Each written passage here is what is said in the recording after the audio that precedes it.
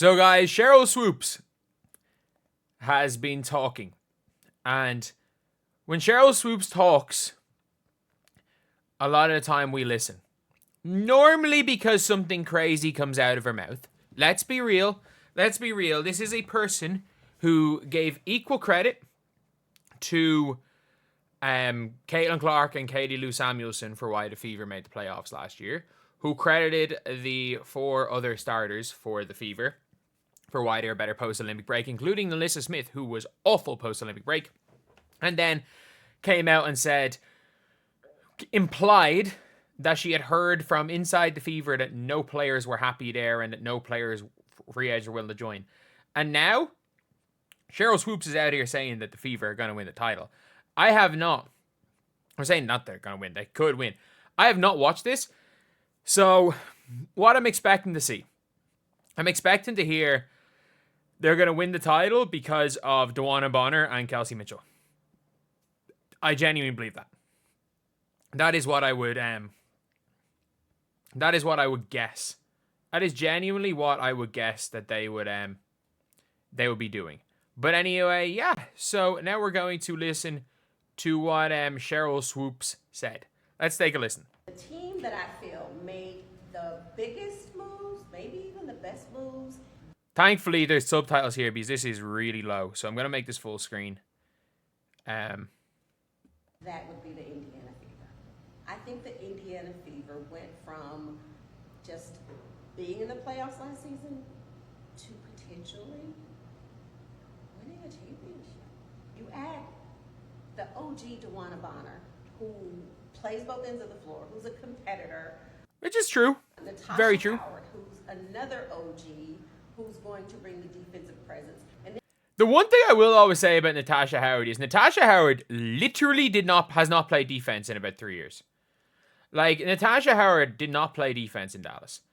Like, I don't even know if she tried to play defense in Dallas, to be honest. But she did not play defense in Dallas at all.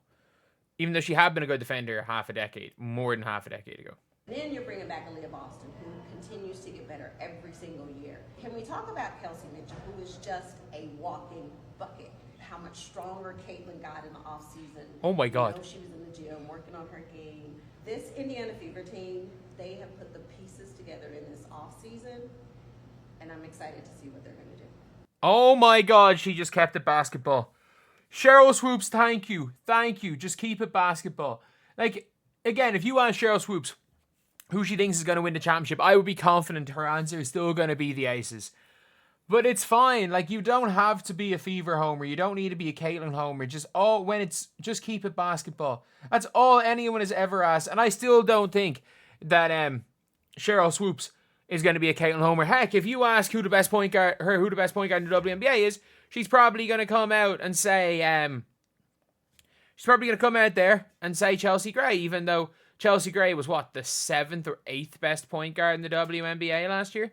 But it doesn't matter. It does not matter. At least if you keep it ball, you keep it ball. And that's all that you want to freaking see. And I'm looking through comments, people like, oh, she wants to join the bandwagon now. I'm sorry, like, we can't. Like, just in life, when doubling down on dumb shit is what got Sheryl Swoopes into the position that she was in. She was tripling down on dumb stuff. On really, really dumb things. And now, at least when it comes to this, there's no double down, there's no triple down. It's like, we can be honest about basketball. And that's all that I think anyone can ask for. Like, when it comes to the media, like, we should all want the media to talk basketball. And that should be the only thing that matters. Like, I genuinely mean that. Like, it should be the only thing that matters is basketball takes. And look, whether we like Sheryl Swoopes or not, it's just talk ball and don't lie. And yeah, you don't have to be a Fever homer, but if you're going to hype up the Fever, mention Caitlin Clark. That's all anyone reasonable asked for in this whole thing. Like, Caitlin Clark did not have to be Lord Voldemort for Sheryl Swoopes, like, she who must not be named. And that whole situation was crazy. the situation with her and Nancy Lieberman, and then Stephen A. Smith getting involved, and oh my, it was mental. It was mental, and while this whole beef's going on, and I still always feel bad about Angel Reese.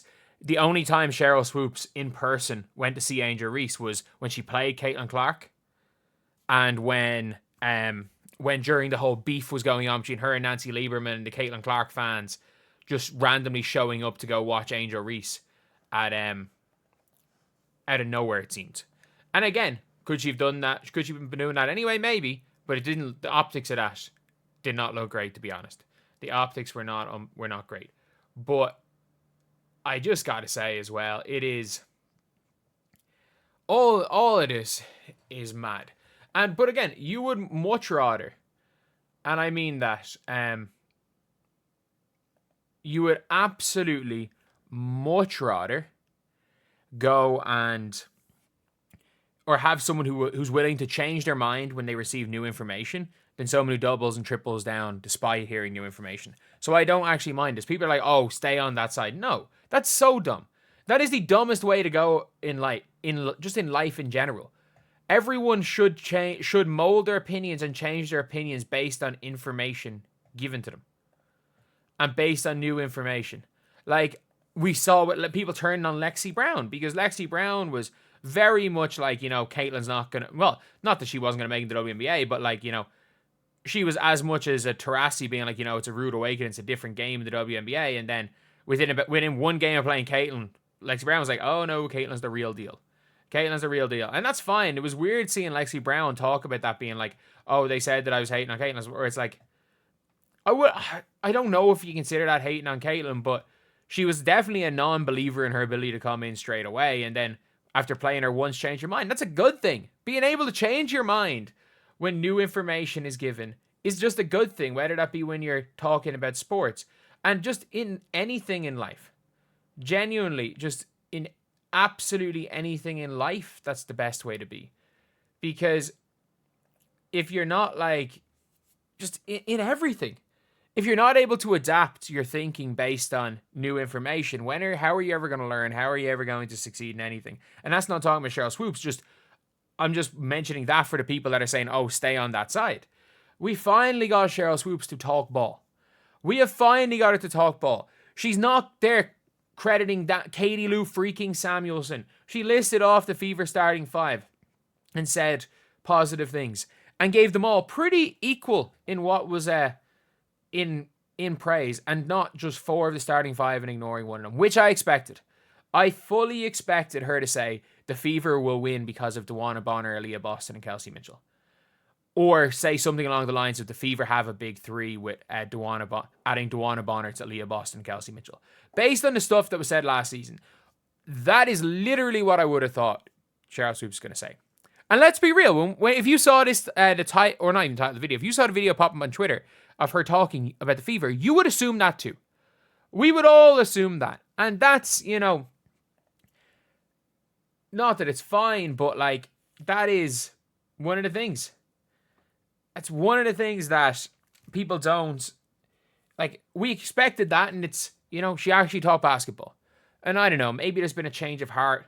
I don't know. Maybe she's been told since as far as what I've seen, and don't quote me on this, but it seems like her podcast that was sponsored by the WNBA is gone, and is the other podcast host running her own podcast, and it's not Sheryl Swoopes there as well.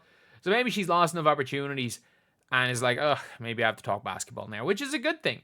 Because let's be real, if Sheryl Swoopes is one of the greatest players of all time, one of the most recognizable names of women's basketball, all Sheryl Swoopes has to do is just go back to talking basketball, and this will be eventually forgotten. But anyway, yeah, that is a video. Let me know what you guys think in the comment section below. Thank you guys for watching. Please like, comment, and subscribe.